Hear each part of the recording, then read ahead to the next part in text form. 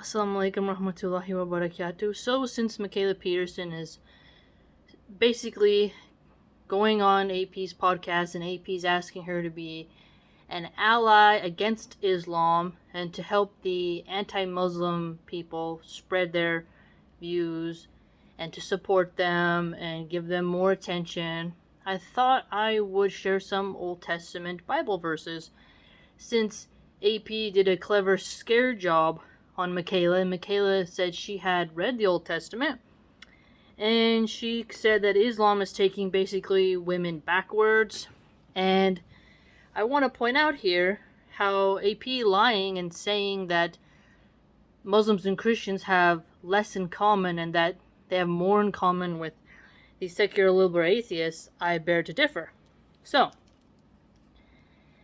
in Deuteronomy 22, verse 5, it says, "No garb of an able-bodied man should be put upon a woman.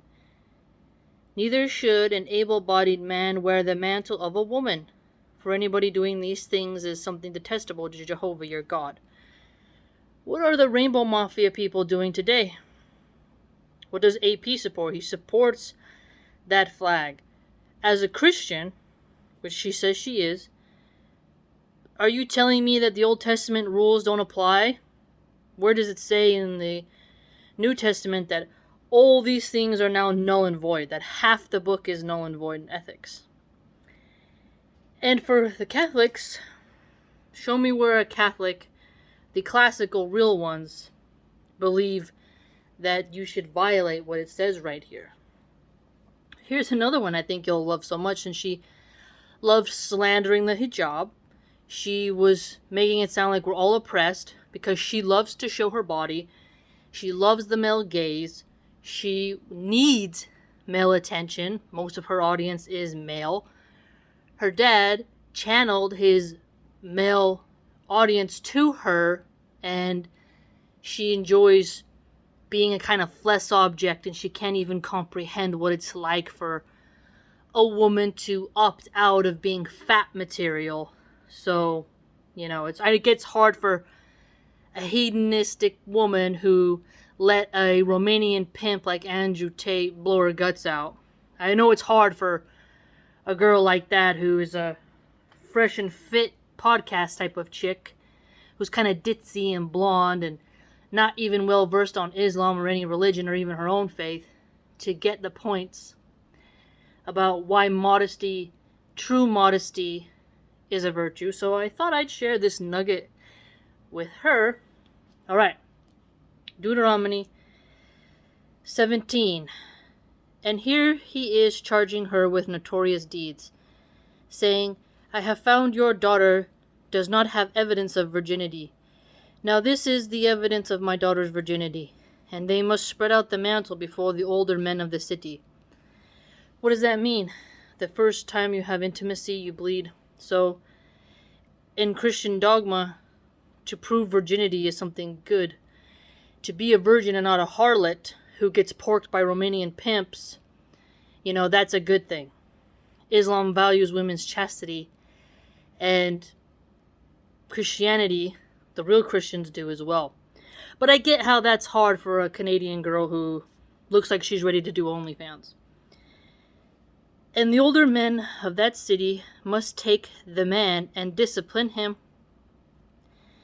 And they must fine him 100 silver shekels and give them to the girl's father, because he brought forth a bad name upon a virgin of Israel, and she will continue to be his wife. He will not be allowed to divorce her all his days." Not allowed to divorce her in Catholicism, since many in my family were Italian Catholics on one side. Divorce is heavily frowned upon. Heavily frowned upon. It's not really something that is celebrated like it is today by the feminists, where you change husbands like you change your shoes. Okay? It's not very liberal. Very liberal. Now, to number 20. "If though this thing has proved to be the truth, evidence of virginity was not found in the girl, they must also bring the girl out to the entrance of her father's house, and the men of her city must Pelt her with stones, and she must die, because she has committed a disgraceful folly in Israel by committing prostitution in the house of her father. So you must clear away what is bad from your midst. Clear away what is bad from your midst. So here you can see they don't want fornicators. So the sexual liberation feminist movement that AP supports and that the ex-Muslim community supports, like Infidel Noodle, Nuria, they love women being in the sex industry. And Abdullah Samir, he loves women doing porn. He said it himself. He says it's so cool how women have taken the power in their own hands and created OnlyFans, right? Liberals have hedonistic ethics. Real Christians don't want to see their daughters getting porked by Romanian pimps. Like, some dads don't mind, but better Christian fathers don't like that. And so, being someone who bed hops is not necessarily a good thing. Alright? They want to clear away the good and hold their women to a higher moral standard. Okay? And they don't really want their women to look like hookers. They really were modest at this time, and some of them covered their hair. So maybe you should get more educated, since you said you read Deuteronomy. You said you read the Old Testament, so I'm just refreshing you, since you seem so scared about us Muslims, and you're so horrified that we sometimes, us women, cover. I just wanted to share some of your own text with you. Another one. 22. In case a man is found lying with a woman owned by an owner, both of them must then die together, the man lying down with the woman, and the woman. So you must clear away what is bad out of Israel. What does this say? Owned by an owner, slave. So slavery existed, didn't it? Yeah, it did. And people were having sex with slaves. Well, what do you know? So if two people were fornicating and committing adultery, they were to die together. Oh, but Islam is so scary. Oh, Mikhaila, maybe you should read and put on a little less makeup and get to studying. 24. 23 and 24. In case there happened to be a virgin girl engaged to a man, and a man actually found her in the city and lay down with her, you must also bring them both out to the gate of that city and pelt them with stones, and they must die. The girl for the reason that she did not scream in the city, and the man for the reason that he humiliated the wife of his fellow man. So you must clear away what is evil from your midst. Clear away what is evil from your midst. Sexual hedonism of the progressive, liberal, secular, atheist movement is not a Christian value, regardless of what AP tells you. Alright. Another one, 25. If, however, it is in the field that the man found the girl who was engaged, and the man grabbed hold of her and lay down with her, the man who lay down with her must also die by himself. And the girl, you must do nothing. The girl has no sin deserving death, because just as when a man rises up against his fellow man, and indeed murders him, even a soul, so it is with this case.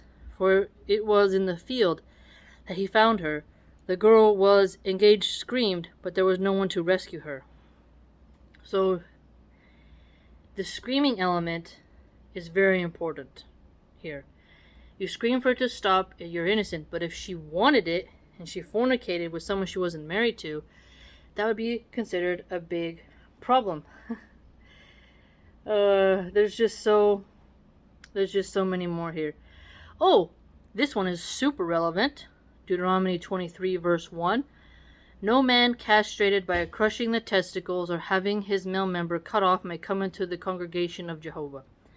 So eunuchs or men who try to become women and cut off their ding-a-dong, you're not welcome. Is that progressive?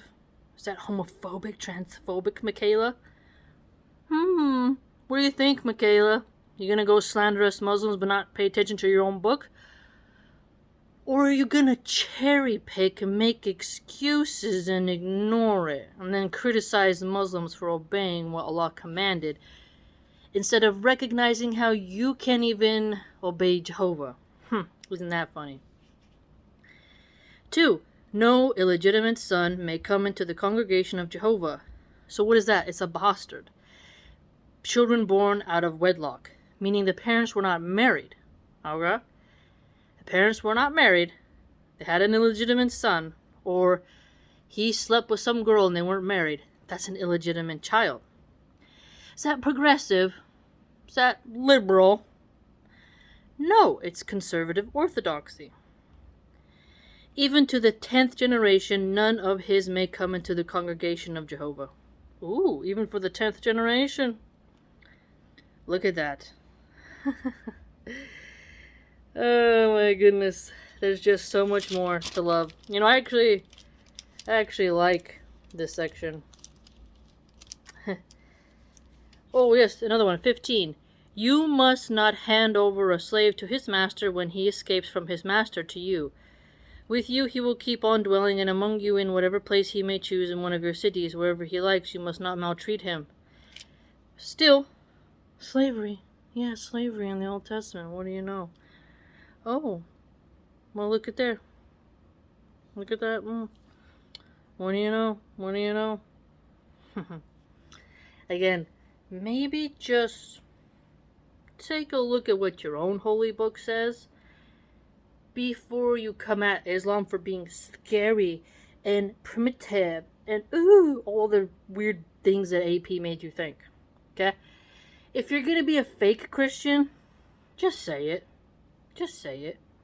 You don't dress like a proper Christian girl, right? So, I mean, sure, you want to do it, but how about you go talk to a Muslim woman who's Orthodox and hear what she has to say and analyze how the Greek Orthodox, the Eastern Orthodox, the nuns, the Mormon traditional women who used to wear a bonnet and cover, how about you talk to them about modesty and really see how you're a giant foaming hypocrite, and how the Virgin Mary in your own Catholicism is completely covered in a khimar, a hijab. And if you slander Muslim women for having more discipline than yourself, in terms of covering up and not wanting to be some type of masturbation object, right? Maybe you should look at the Virgin Mary or the Virgin of Guadalupe, all the different things Catholics have in their canon. Analyze that, explain that, their dress code, and then turn around and realize you have no grounds to criticize Muslims on for wanting to cover, and Islam is a religion people choose. Okay? If someone doesn't want to wear the hijab and they want to be fake, kind of like you and your dress code, alright, but we want to help people to be authentic. I'm surprised you don't have any Christian sisters who go up to you and tell you, cover yourself up and have a little bit more dignity, right? You're married now, okay? The fact that you still have the need to entertain the male gaze after you're married and said holy vows, I think in front of a priest and before God, kind of says a lot about you, Maybe your husband should check your DMs just a little bit more. You never know. I mean, you already been divorced one time. So, maybe he should check that out. You already have a baby from one man. So, I mean, you better watch out. You can have all these different baby daddies and people up in your DMs with your little simp army. So, how about you just work on that instead of thinking you know anything about Islam and attacking our better sisters and lining up with the people who create huge targets upon our backs as we simply walk through the street and who create massive amounts of hostility for us. Okay? Think about which side you join. It's better for you to say, I'll study, I'll learn, than to accept an invitation to be an ally to those who want to see our way of life destroyed. Just saying. You and your dad really need to do a lot of thinking.